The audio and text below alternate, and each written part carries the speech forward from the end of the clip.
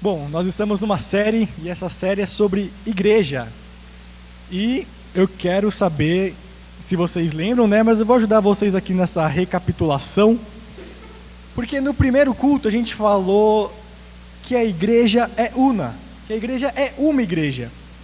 Que na verdade é a unidade dos diferentes. Porque é um corpo para Cristo, uma igreja, uma fé. É essa união de pessoas diferentes, não de pessoas iguais, mas é uma igreja. E essa é uma igreja porque nós somos uma igreja de um corpo, que é um cabeça, que é o próprio Cristo. No segundo culto nós falamos sobre a igreja ser apostólica, ou seja, ela é fundada pelos apóstolos, ela tem raiz, ela tem história, homens que andaram com Jesus sobre a missão da continuidade das missões, da continuidade da igreja, que Cristo estabelece e os apóstolos começam. Só que esses apóstolos cresciam tanto na palavra de Deus, ou seja, a igreja cresce estudando e aprendendo a palavra de Deus, mas também numa missão, na missão de sermos testemunhas, na missão do ID, na missão de ir aos 4 cantos do mundo, e esses 4 cantos do mundo quer dizer sua escola, seu trabalho, sua faculdade, ir lá. É lá que a igreja chega, através da sua vida. No terceiro culto nós falamos que a igreja é católica, ou a igreja é universal. E o Fabinho explicou para a gente como não existem barreiras étnicas, raciais, ideológicas, financeiras na igreja. A igreja ela é aberta para qualquer pessoa, e ela para qualquer tipo de pessoa, para todo tipo de pessoa. Mas ela também é católica porque ela me transforma por completo também. Então a igreja é católica porque ela invade todas as áreas da minha vida. E por fim, nós chegamos na última marca, que é a igreja é santa. Abre comigo, por favor, em 1 Pedro. Fica lá no finalzinho da Bíblia, depois de Tiago. 1 Pedro, capítulo 1.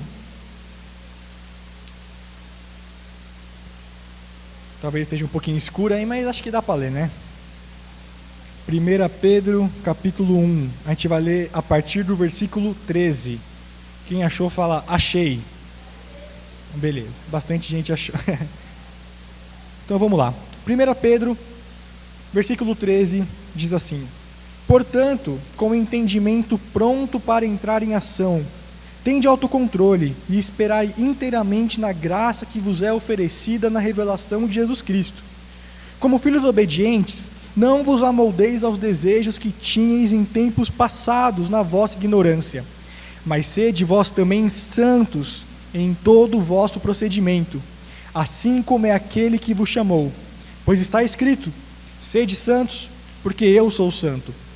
E andai com temor durante toda a vossa peregrinação, se chamais de Pai aquele que julgas segundo as obras de cada um, sem discriminação de pessoas, sabendo que não foi com coisas perecíveis, como prata e ouro, que fostes resgatados da vossa maneira fútil de viver, recebida por tradição dos vossos pais, mas fostes resgatados pelo precioso sangue, como de um cordeiro sem defeito e sem mancha, o sangue de Cristo, conhecido já antes da fundação do mundo, mas manifestado no fim dos tempos, em vosso favor. Até aqui, que a palavra de Deus complemente no coração de cada um. Esse texto ficou muito claro que existe uma exortação, um chamado à santidade. Mas a pergunta que fica é: por que a igreja é santa? E o que é santidade? O que é essa palavra que a gente tanto ouve há tantos anos e que parece que talvez a gente não consiga definir muito bem? O que é essa santidade? Para a gente entender isso, a gente precisa entender duas faces de uma mesma moeda, uma dualidade que existe na santidade. E a primeira parte da santidade é que a santidade é uma posição. Como assim uma posição? Não precisa abrir, mas por exemplo, em Efésios 3:15, Paulo está escrevendo à igreja e ele fala: com todos os santos. Em 1 Coríntios, Paulo também está escrevendo e ele escreve: aos que foram santificados. Ou então em Romanos 15, que ele está escrevendo que ele vai sair para pregar em Jerusalém, ele fala, a serviço dos santos.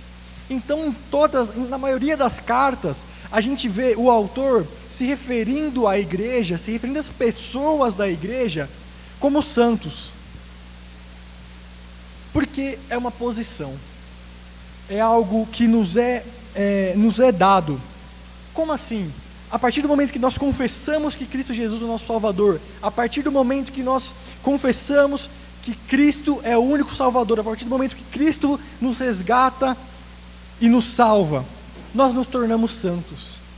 Mas não no sentido de perfeitos, não no sentido que agora então você não tem mais problemas e você nunca mais vai pecar. Não é isso.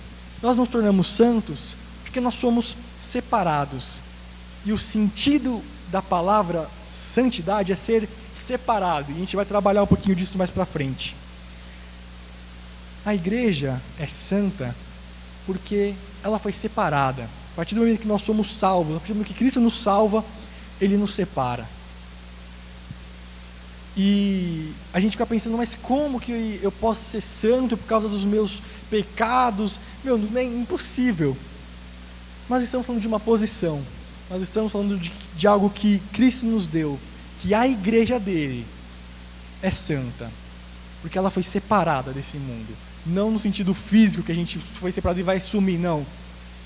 Mas essa igreja, essas pessoas são consagradas, essas pessoas não fazem parte, elas não podem se parecer com essa carnalidade e mundanidade que a gente vê. A santidade é uma posição. Mas a santidade, se você leu bem o versículo, você pode estar pensando, mas a gente acabou de ler, sejam santos, chamados para ser santos. Então, como assim? A gente é santo, mas também é chamado para ser santo? Exatamente. Porque a segunda face dessa moeda é que a santidade é um chamado. Existe um chamado de Cristo, um chamado de Deus para a nossa parte, para a nossa vida, que é, sejam santos. Como a gente acabou de ler, sejam santos porque eu sou santo. A igreja, isso é muito importante que vocês entendam, é santa por causa das duas faces dessa moeda. Porque é uma posição. Nós somos posicionados como santos, como separados. Mas também é um chamado. Nós somos chamados à santidade. E aqui eu recito uma frase do autor A.W. Tozer, que ele diz assim: santos sem santidade são a tragédia do cristianismo. Pessoas santas, pessoas separadas, que não andam conforme a santidade, que não vivem o chamado da santidade, são uma tragédia, são a tragédia do cristianismo. E essa frase é muito profunda e muito pesada, porque se é uma posição, se Cristo nos fez santos, cabe a nós andarmos conforme essa santidade. Logo, santidade adquirida é santidade vivida. Santidade adquirida, a santidade que Cristo nos dá, é santidade que precisa ser vivida e ser refletida em atos, em atitudes. Versículo 13 do texto que a gente leu. E aqui, esse texto que a gente leu vai explicar, versículo a versículo, por que a santidade é importante e o que é santidade. E ele começa falando algo muito interessante, que é, portanto, estejam com a mente preparada, prontos para entrar em ação. O primeiro aspecto que a gente precisa entender daquilo que a gente acabou de ler e da vida que a gente tem que levar, é que nós precisamos de uma mente preparada, mas prontos para entrar em ação. Tudo aquilo que a gente está aprendendo, tudo aquilo que você recebe de conteúdo, que você tem na sua mente, precisa ser vivido, precisa ser colocado em prática, com a mente pronta, com a mente preparada, prontos para entrarem em ação. Então, tudo que o texto vai seguir em frente, tudo que o texto vai falar para a gente nos versículos seguintes, é para ser vivido, é para ser colocado em prática. Aquilo que a gente aprende, aquilo que entra na nossa mente, precisa ser vivido. Nós precisamos dessa mentalidade ativa, dessa mentalidade que os cultos, as pregações, os devocionais, as lives, tudo isso que a gente está aprendendo, que vem na nossa mente, tem que ser ativo, tem que ser vivido com a mente preparada, mas prontos para entrar em ação. É assim que o texto começa, e isso é muito importante. Aquilo que falamos e aquilo que sabemos precisa ser vivido, precisa ser colocado em prática. E no versículo 14, ele dá um pouco mais da ideia do que ele está falando. Ele diz: como filhos obedientes, não se amoldem, não se deixem amoldar pelos maus desejos que tinham outrora, quando viviam na antiguidade. Então aqui ele faz um paralelo. Primeiro ele fala o que fazer, e depois ele fala o que deixar de fazer, o que não fazer. E o que fazer é: sejam filhos obedientes. Algumas versões podem trazer como filhos da obediência. E se você... Bom, eu não sou pai, mas eu sou filho. E eu sei como é difícil obedecer. Você que é filho, tem hora que seu pai pede uma coisa simples, ou vai lavar a louça, vai jogar o lixo na rua, desliga esse celular, sai do Netflix, vai fazer alguma coisa, outra coisa, e a gente não quer obedecer. Mas a gente precisa lembrar que os nossos pais nos amam, sabem o que é melhor pra gente. Eles não estão falando, não estão dando alguma tarefa, alguma obrigação, porque eles querem ver que a gente sofra. Não. Um pai ama o seu filho e quer ver ele bem. E a Bíblia está nos ensinando como filhos obedientes. Se você é cristão, se você confessou Jesus como seu Salvador, você é filho de Deus. Você foi adotado por Ele. E Ele começa falando como filhos obedientes. E é difícil obedecer pai e mãe. A gente tem nossas vontades, a gente quer ficar na nossa zona de conforto, a gente não quer ter muito esforço, a gente não quer fazer as coisas. Mas o chamado de Deus para a nossa vida é para sermos filhos obedientes. Além dos nossos pais e das nossas mães, mas também filhos obedientes naquilo que Deus nos ensina. O que fazer? Sejam filhos obedientes de tudo que vocês estão aprendendo, de tudo que vocês vão aprender, que ele vai falar nos versículos seguintes. Como ser filhos obedientes? Não se deixando amoldar pelos maus desejos que tinham antigamente, quando viviam na ignorância. É incrível como depois que você começa a caminhar com Jesus, quando você começa a ler a Bíblia, você começa a perceber coisas na sua vida que você nem tinha noção antes, que você precisa trabalhar, você precisa melhorar, você vê os frutos do Espírito que precisam ser vividos na sua vida e trabalhados na sua vida, você começa a enxergar várias coisas na sua vida que podem ser melhoradas. A gente não pode se deixar amoldar pelos desejos pecaminosos que tem no nosso coração. A gente não pode tomar a forma, ou seja, se amoldar, a gente não pode tomar a forma dos pecados que a gente tem. Eu não sei qual pecado que você luta, mas eu sei que você luta contra o pecado. E o chamado da obediência é: não se deixem amoldar, não se deixem ser moldados, não tenham a forma do pecado, porque isso é coisa que vocês é coisa de quando vocês viviam na ignorância, é coisa de quando vocês não sabiam ainda o que era ser um filho da obediência, um filho obediente. Não se deixem moldar pelos maus desejos. E eu sei que você tem maus desejos no seu coração. E eu sei que eu tenho maus desejos no meu coração. E a verdade é que eu não sei quais desejos você tem. Não tenho esse óculos para ver o seu coração. Mas você sabe quais são os maus desejos que têm te moldado. Sejam lá sites que você tem entrado, sejam lá fofocas que a gente falou essa semana que você tem falado, seja a maledicência, falar mal da pessoa, seja a preguiça. Eu não sei qual que é o mau desejo que você tem lutado, mas não se deixe amoldar por ele. Viva como um filho da obediência. Leve uma vida que expresse obediência. Leve uma vida que aquilo que você faz expressa essa obediência que você tem a Deus. que fazer? Sermos filhos obedientes.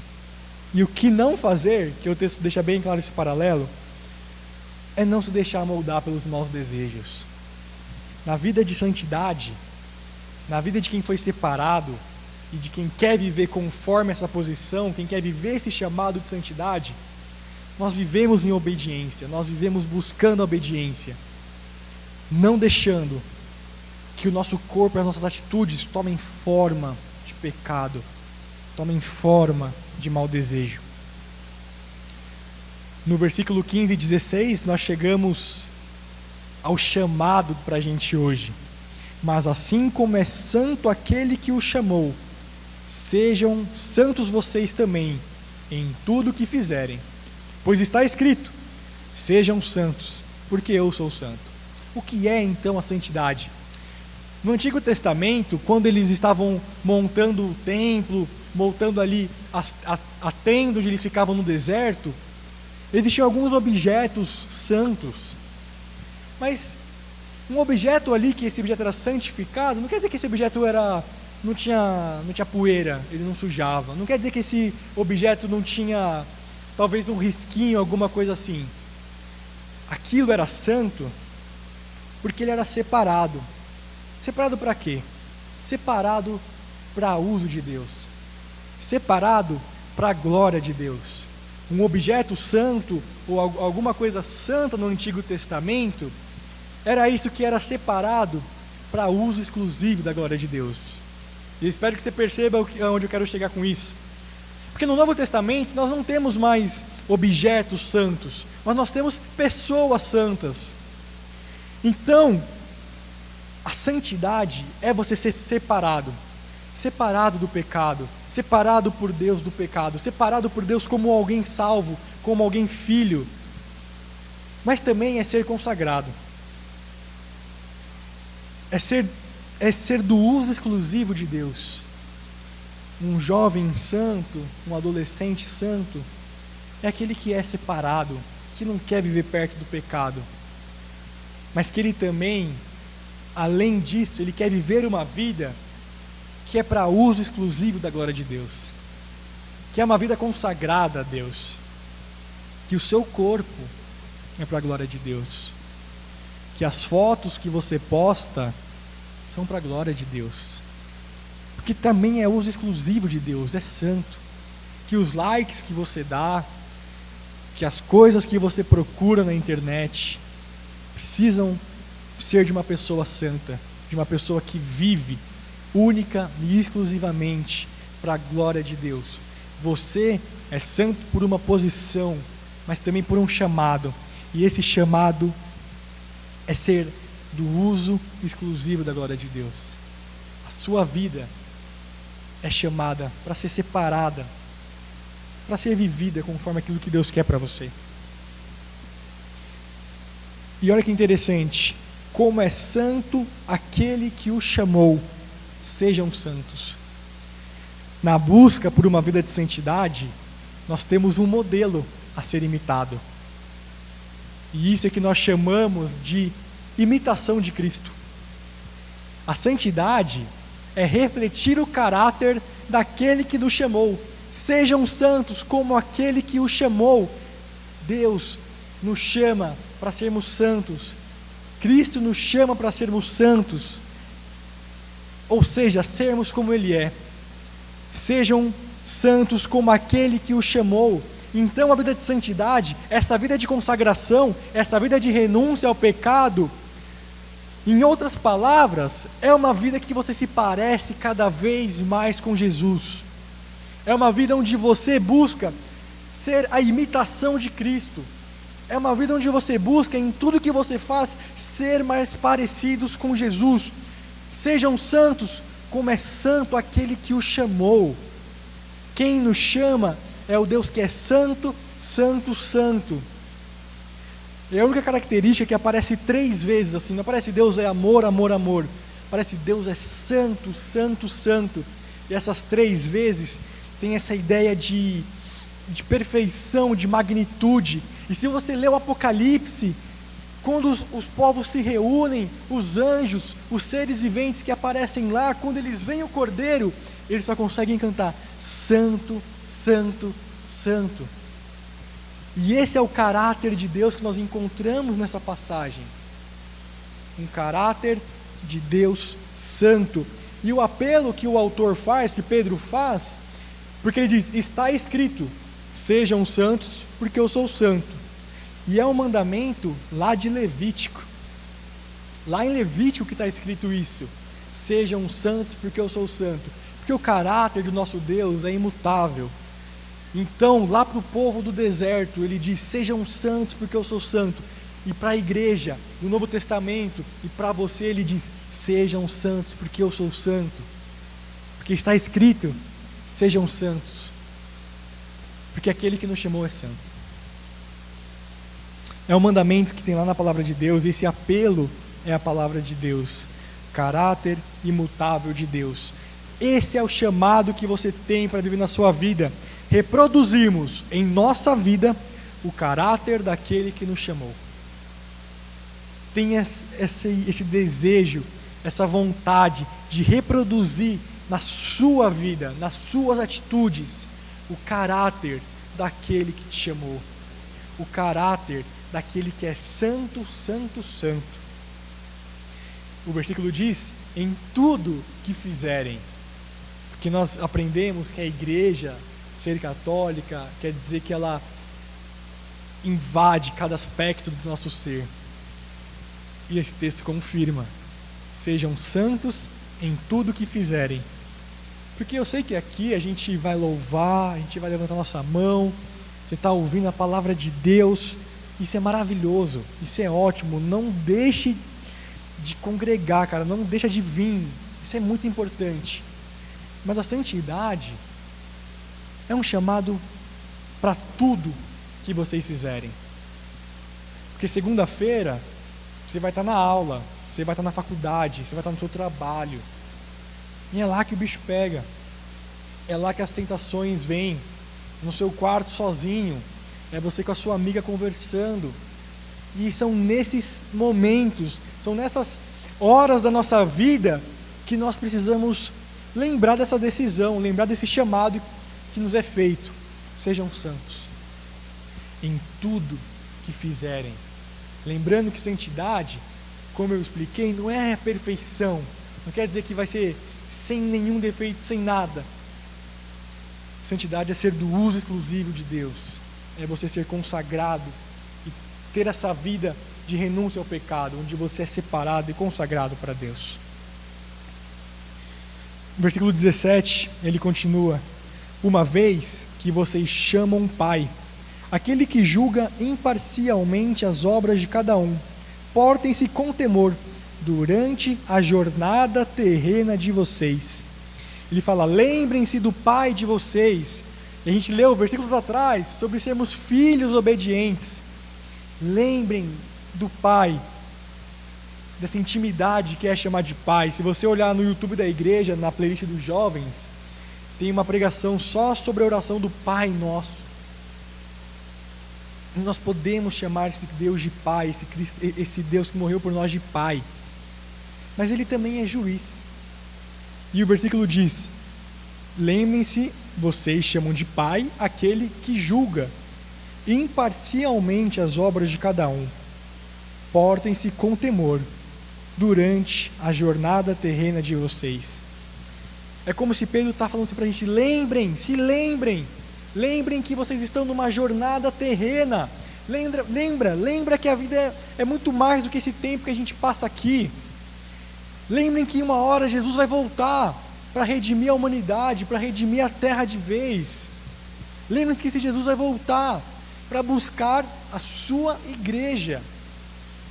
Sempre que a gente tiver, a gente já falou isso mais de uma vez aqui, sempre que a gente tiver a eternidade em mente, sempre que a gente tiver a volta de Jesus em mente, lembrar que a nossa jornada aqui é terrena, é momentânea, nossa jornada é passageira, o nosso presente é transformado.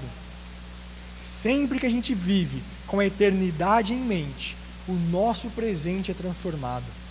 Ele está falando, se lembrem que a vida é passageira.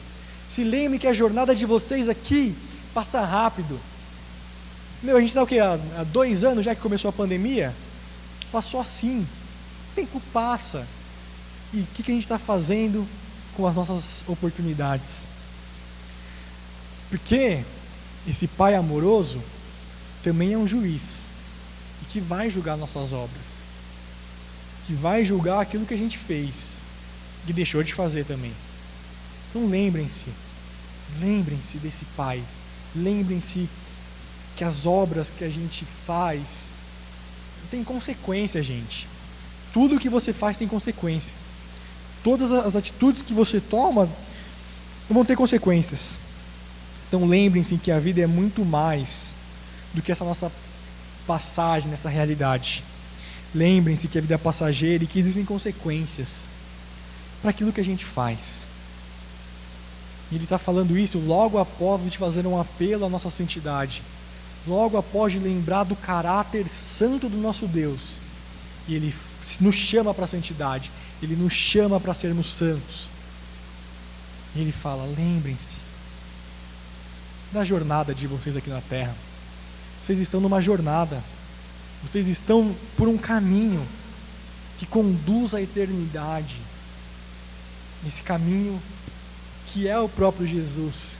Como a gente cantou, que Ele oferece, Ele oferece o caminho porque Ele é o caminho. Então que a gente se lembre da nossa jornada aqui na Terra. Eu sei que é muito difícil, porque a gente tem uma rotina de aula, a gente tem uma rotina de natação, e aí inglês, e aí o curso que a gente faz, e tudo bem, continua, faz isso, mas com a eternidade em mente, para que a maneira que você faz seu curso seja mudada, para que a maneira que você assiste o seu Netflix seja mudada, para que a maneira que você joga seu videogame seja mudada, para a maneira que você acessa seu Instagram e seu TikTok sejam mudadas. Porque são nessas coisas que a santidade aparece, são nesses momentos que a santidade precisa aparecer. Precisa que essa filiação da obediência precisa ser demonstrada. E aí, talvez você esteja pensando, legal, eu vou tentar, mas é difícil, né? Realmente é difícil. E aí, o apóstolo Pedro, ele vai mostrar para a gente nos próximos versículos o preço que foi pago. Ele vai mostrar para a gente o quanto custou e por que é importante a gente andar em santidade. Leia comigo o versículo 18. Pois vocês sabem que não foi por meio de coisas perecíveis, como prata ou ouro, que vocês foram redimidos da sua maneira vã ou vazia de viver, que lhes foi transmitida por seus antepassados.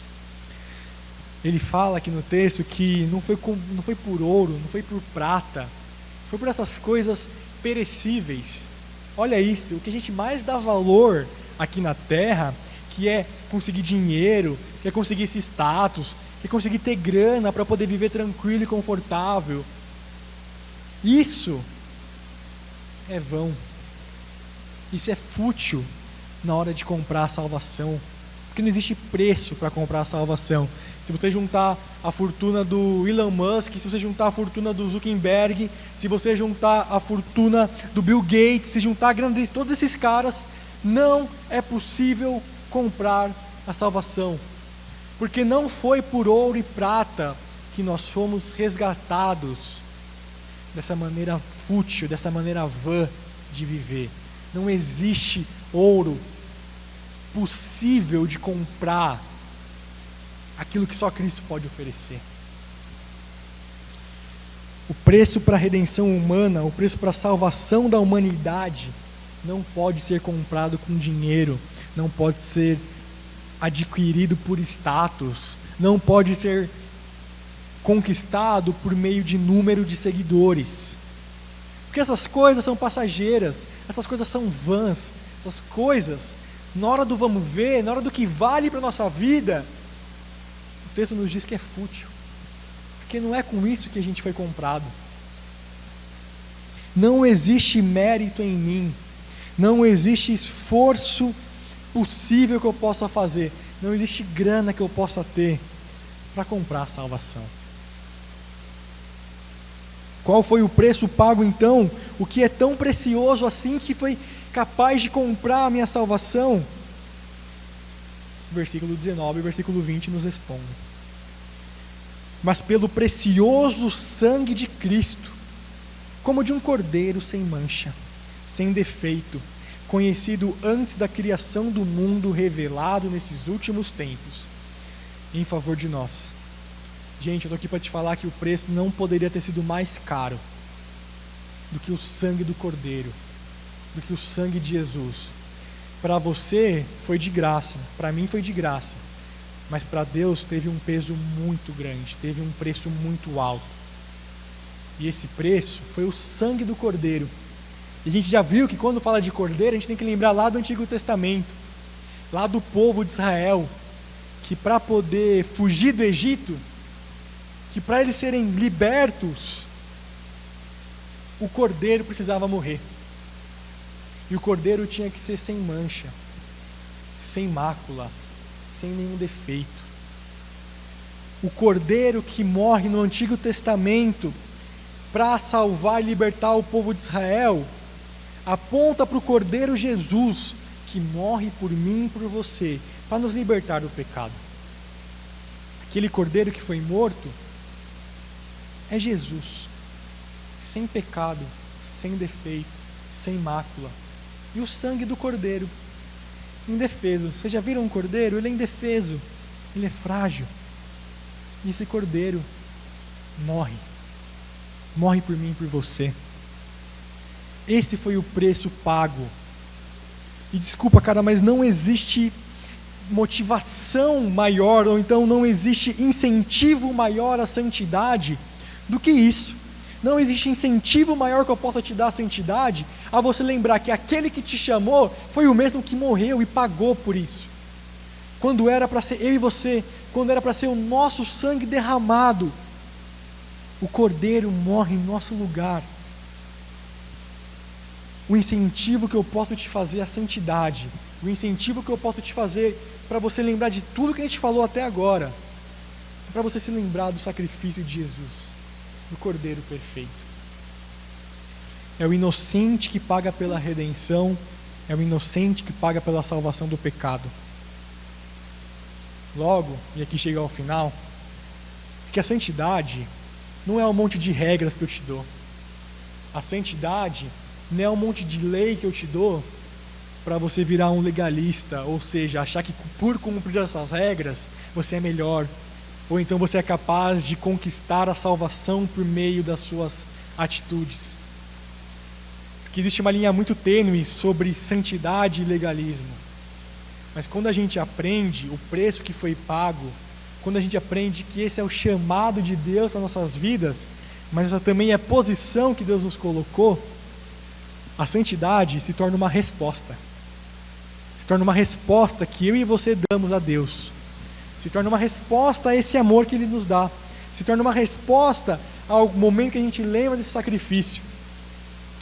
A santidade é uma resposta àquilo que Cristo fez na cruz por mim e por você. Não é seguir um monte de regras sem sentido. Isso é consequência, seguir aquilo que a Bíblia nos ensina. Não é um legalismo onde você segue regras para ser recompensado. Santidade é um estilo de vida. Santidade é um estilo de vida que você vai ter que carregar a partir do momento que você passar por essa porta e for viver. É uma resposta àquilo que Jesus fez por nós. No Salmo 119, o salmista pergunta: como o jovem poderá manter puro o seu caminho? Em outras palavras, ele está perguntando: como o jovem poderá viver o seu caminho em santidade? A resposta que o próprio salmista dá é: vivendo de acordo com a palavra de Deus. Jovem, adolescente, cara, se eu pudesse te dar um conselho, vive em santidade. Eu te garanto que seus amigos da escola não vão querer isso. Eu te garanto, infelizmente talvez, que os desejos que você vai ser tentado vão contra a santidade. E vai ser difícil, cara, você lutar com isso. Vai ser difícil. E você vai lutar sua vida inteira com isso. Seja você jovem, seja eu um pouco mais velho, sejam os pais que a gente tem aqui, eles sabem que eles vão ter que lutar para viver em santidade a vida inteira. E você também.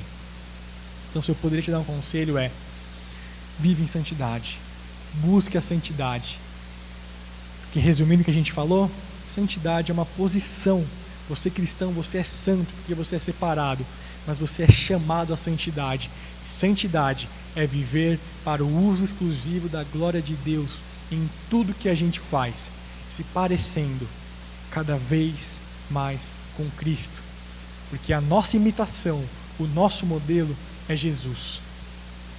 Que foi esse Jesus que morreu na cruz para pagar o preço, para te salvar, te escolher como um filho, como alguém que foi salvo.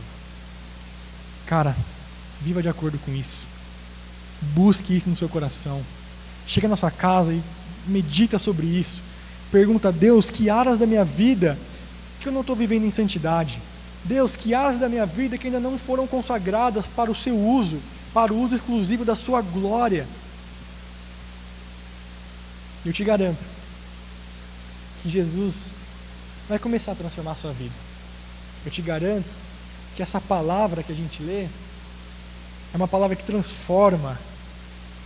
Cada letra que tem aqui é vida e me transforma.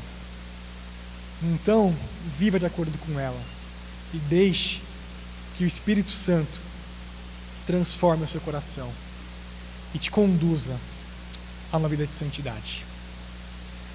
Pai, te agradeço, Deus, porque falar de santidade, minhas pernas tremem, Deus, porque o Senhor sabe o quão é difícil andar em santidade. O Senhor sabe dos meus pecados, sabe das minhas lutas, Pai. E o Senhor sabe das lutas dos meus irmãos que estão aqui. O Senhor sabe das dificuldades, perigos, dores que cada um aqui luta, Pai. Então, a minha oração é para que o Deus Santo, o Deus que é santo, santo, santo, o Cordeiro que foi morto no meu lugar, transforme, Pai, a vida de cada um. Por favor, Jesus, nos transforme a sermos como você, a sermos como o verdadeiro santo, o santo que nos chamou. Que a gente se lembre que santidade é muito mais do que cada um aqui seguir um monte de regras, Pai. Mas é uma resposta a quem o Senhor é e aquilo que o Senhor fez por nós e ainda faz. Que os meus amigos aqui, os meus irmãos, saiam, Pai, com um desejo intenso para viverem em santidade. Eu oro isso na certeza de que o Senhor nos ouve e no nome daquele que morreu em meu lugar, Cristo Jesus. Amém.